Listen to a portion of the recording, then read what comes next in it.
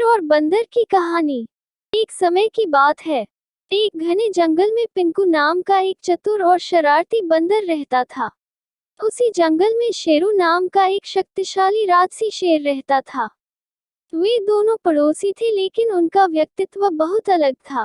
पिंकू नाम का बंदर हमेशा ऊर्जा से भरा रहता था और उसे जंगल में अन्य जानवरों के साथ मजाक करना पसंद था। वह अपने चालाक तरीकों के लिए जाना जाता था और अक्सर अपनी चालाकी दिखाने के चक्कर में खुद को परेशानी में डाल लेता था। दूसरी ओर लियो शेरू बुद्धिमान और दयालु था। जंगल के सभी जानवर उसका सम्मान करते थे। वह अपनी बहादुरी और नेतृत्व के लिए जाना जाता था। एक दिन पिंकू ने शेरू के साथ एक मजाक करने का फैसला किया।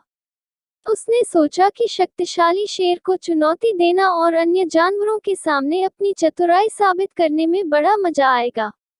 वो एक ऊंचे पेड़ की चोटी पर चढ़ गया और चिल्लाया, हे शेरू, मैं तुम्हें ताकत और चपलता की प्रतियोगिता के लिए चुनौती देता हूँ। देखते हैं जंगल के दूसरी ओर नदी तक कौन पहले पहुँच सकता है। शेरू बुद्धिमान होने के नाते जानता था कि पिंकू बंदर कुछ करने वाला है, लेकिन उसने बंदर के साथ खेल खेलने का फैसला किया।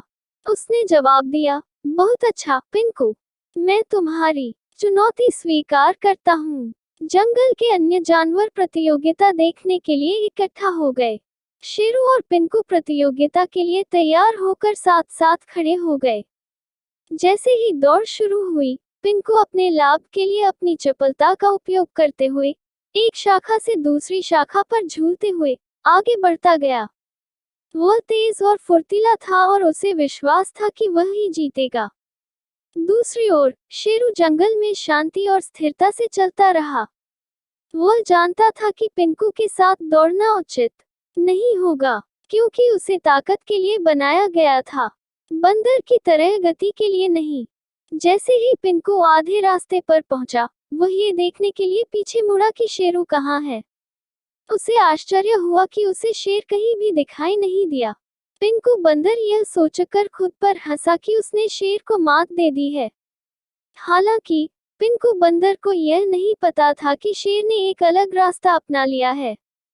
वह नदी के लंबे लेकिन अधिक सीधे रास्ते का अनुसरण करते हुए और चला गया था। जैसे ही पिंकू बंदर नदी के पास पहुंचा, वह ये देखकर चौंक गया कि शेर तो पहले से ही वहां पहुंच चुका था और शांति से नदी के किनारे से पानी पी रहा था। ये देखकर पिंकू बंदर को शर्मिंदगी महसूस हुई और उसे एहसास हुआ कि उसने शेरू की बुद्धिमत्ता और रणनीति को कमा का था।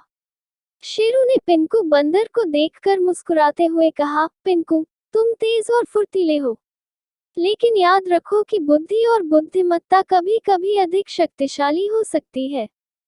पिंकू को शेरू की बातें सुनकर थोड़ा अच्छा लगा और उसने स्वीकार किया कि शेर को चुनौती देना उसकी मूर्खता थी।